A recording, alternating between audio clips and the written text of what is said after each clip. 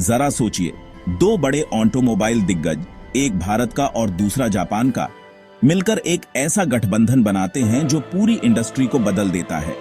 दोनों मिलकर ऐसी गाड़ियां बनाते हैं जो हर भारतीय का सपना बन जाती हैं। लेकिन फिर अचानक सब कुछ बदलने लगता है। दरारें पड़ती हैं और अंत में वे अलग हो जाते हैं। हीरो और होंडा, जो एक परफेक्ट जोड़ी लगती थी, आखिर अलग क्यों हुई? क्या यह सिर्फ बिजनेस का फैसला था या इसके पीछे कुछ और गहरी वजह छिपी थी?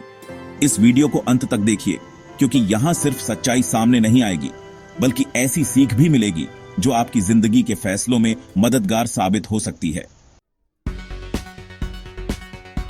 1980 का दौर था। भारत आर्थिक रूप से बदलाव के दौर से गुजर रहा था, लेकिन ऑटो इंडस्ट्री मानो ठहरी हुई थी। बाजार में स्कूटर और मोटरसाइकिल तो थे, लेकिन न तो वे भरोसेमंद थे और न ही उन्नत। लोग एक ऐसे वाहन की तलाश में थे जो किफायती, ईंधन बचाने वाला और टिकाऊ हो। यहीं पर हीरो और होंडा की एंट्री हुई। हीरो साइकिल्स एक भारतीय ब्रांड था जो अपनी मजबूत और किफायती साइकिलों के लिए जाना जाता था। वहीं होंडा जापान की एक ग्लोबल कंपनी, मोटरसाइकिलों में अपनी इनोवेशन और क्वालिटी के लिए मशहूर थी। 1984 में इन दोनों ने हाथ मिलाया और हीरो होंडा की शुरुआत हुई। हीरो होंडा CD100 जैसी बाइक लॉन्च हुई, जिसने fill it, shut it, forget it के नारे को सच कर दिखाया। यह पार्टनरशिप इतनी सफल हुई कि भारत की सड़कों पर हीरो होंडा का राज था। लेकिन इस सफलता की कहानी के पीछे धीरे धीरे समस्याएं उभरने लगी। जरा रुकिए, क्या आपने कभी सोचा है कि सबसे मजबूत रिश्तों में भी दरार क्यों आ जाती है? ईगो, पैसे या फिर अलग अलग सपनों की वजह से? अब इसे सोचिए, एक अरबों के कारोबार और करोड़ों ग्राहकों के स्तर पर कैसा लगेगा? 1984 से लेकर 2000 के दशक की शुरुआत तक हीरो होंडा ने भारत के हर कोने में अपनी पहचान बना ली। यह सिर्फ एक बाइक ब्रांड नहीं था, बल्कि हर मिडिल क्लास भारतीय परिवार का हिस्सा बन गया था। देश की धड़कन जैसे नारे हीरो होंडा को भारतीय दिलों में और भी खास बना रहे थे। लेकिन इस सफलता के पीछे तनाव बढ़ रहा था। होंडा एक ग्लोबल कंपनी थी और वह भारत को एक बड़े मार्केट के तौर पर देख रही थी। लेकिन होंडा सिर्फ हीरो होंडा पर निर्भर नहीं रहना चाहती थी।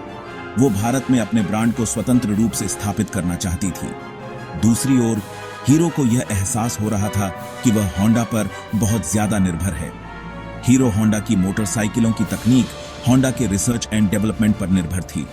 हीरो अपनी खुद की R&D टीम बनाना चाहता था, लेकिन होंडा इसके लिए तैयार नहीं था। इसी दौरान होंडा ने भारत में एक्टिवा जैसे स्कूटर लॉन्च करना शुरू कर दिया, जो फौरन हिट हो गए।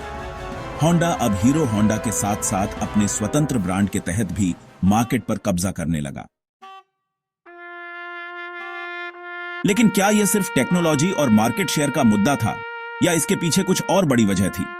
इसका जवाब आपको अगले हिस्से में मिलेगा। 2010 में हीरो और होंडा ने आधिकारिक तौर पर अपनी पार्टनरशिप खत्म करने का ऐलान किया। यह खबर इंडस्ट्री के लिए एक बड़ा झटका थी। सवाल उठने लगे, क्या हीरो होंडा के बिना टिक पाएगा? और क्या होंडा भारत के इस बड़े बाजार में अकेले सफल हो पाएगा? हीरो ने खुद को हीरो मोटोकॉर्प के नाम से रिब्रांड किया और स्वतंत्र रूप से अपने सफर की शुरुआत की। उसने अपनी खुद की R&D में भारी निवेश किया और भारतीय ग्राहकों की जरूरतों को ध्यान में रखते हुए नई बाइक्स लॉन्च की। दूसरी तरफ होंडा ने अपनी ग्लोबल इनोवेशन और अनुभव का फायदा उठाते हुए भारतीय बाजार में एक्टिवा और अन्य प्रीमियम बाइक्स को प्रमोट किया। नतीजा, हीरो ने मोटरसाइकिल सेगमेंट में अपनी पकड़ बनाए रखी, खासकर ग्रामीण क्षेत्रों में।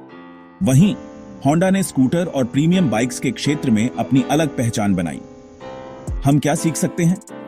पहला, स्वतंत्रता की अहमियत। हीरो ने यह साबित किया कि लंबे समय तक टिके रहने के लिए खुद पर निर्भर होना बेहद जरूरी है। दूसरा, परिस्थिति के अनुसार बदलाव।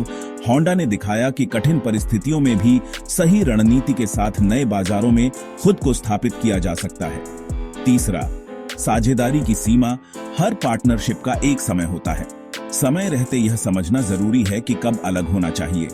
पर सवाल यह उठता है कि अगर हीरो और होंडा अपने मतभेद सुलझा लेते तो क्या वे और भी बड़े बन सकते थे, या यह अलगाव उनकी तरक्की के लिए जरूरी था? हीरो और होंडा की कहानी सिर्फ मोटरसाइकिलों की नहीं है। यह कहानी है महत्वाकांक्षा, संघर्ष और बदलाव की।